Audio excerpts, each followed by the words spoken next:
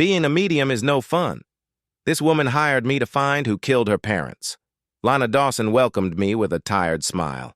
She was desperate, like everyone who hires a medium, and I was just as desperate, which is why I was back to this gig. Trying other jobs only confirmed that I wouldn't make a living doing anything else. Lana hired me because it had been 20 years since her parents were brutally murdered in that house, a crime that remained unsolved despite an extensive police investigation. She was 15 at the time and luckily at her grandma's. She tried private detectives before and they found nothing. In the end, I imagine reluctantly, she found me through a friend of a friend. Good thing for her. I needed the money and booked my flight right away. Anne. It was a typical home in a quiet Florida suburb surrounded by mostly vacant houses. Lana decided to never sell it, keeping it frozen in time, perhaps hoping someday it would help her find the truth. As she led me inside, an old woman next door was watering her plants, the only neighbor left. She glanced over and gave me a polite wave. "This is a peaceful neighborhood of mostly widows and retirees," Lana explained later. "Nothing like that ever happened before or after." The sorrow still present on her face was undeniable even after all these years. The living room was completely empty. Not even spiders roamed around. There was just dust and a single light bulb no one had ever bothered to take down. Lana pulled back the curtain, flooding the space with sunlight, probably for the first time in ages. She gave me a quick tour through the kitchen and bedrooms. I could tell she wasn't very hopeful that I'd find anything, and I couldn't blame her. Never promise a client results. That's a rule I learned early on. Most of the haunted houses I visit have nothing to see. Either the dead moved on, or they simply don't want to be disturbed. Not the kind of pitch that brings in clients. But spirits tend to remain where they died. The energy of death clings to a place, anchoring them there. If Lana's parents still lingered in this house, they could talk to me.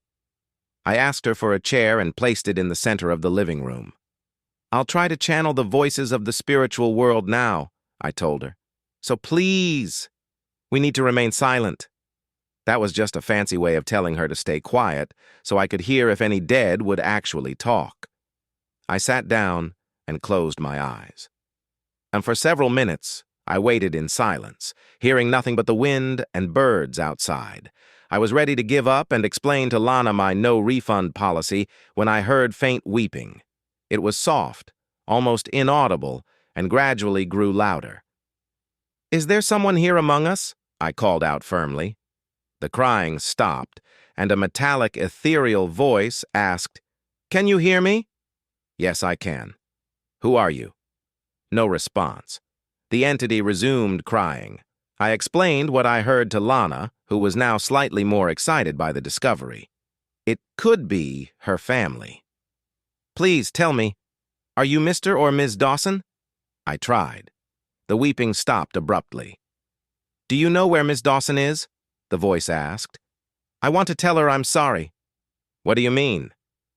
"Sorry. For what?" The light flickered for a second, and I saw the curtains shift slightly before the answer came. "For what I did to her," the voice confessed, its tone laced with sorrow. "For killing her the way I did." I felt my heart pound in my chest and turned to Lana. "I don't think this is your family." Now, in my experience, spirits can be deceitful. It wouldn't be the first time some smart-ass ghost tried to play me for a fool, so I didn't immediately relay all I had heard to Lana. She would probably freak out anyway, and I needed her to stay quiet for the rest of the session. "Who are you?" I asked next, to no response. "Do you know what happened that day?" I tried again. This time, after a long pause, the voice answered. "It wasn't supposed to happen like that," it murmured. "She shouldn't have had to die." That was an interesting response. "What about Mr. Dawson?" I asked. "The man got what he deserved." The voice suddenly deepened, taking on an almost demonic tone. The light bulb flickered violently. Its reaction made sense based on what I had read about the crime scene. Mr. Dawson had died from 15 stab wounds, most likely in his bed. The killer was probably driven by emotion, but Ms. Dawson showed signs of a struggle. Her only fatal injury was a deep slice across her neck. Maybe her death wasn't intentional at first. This could actually be the murderer. But why did you do it? I decided it was time for tough questions. I just want to help you find peace.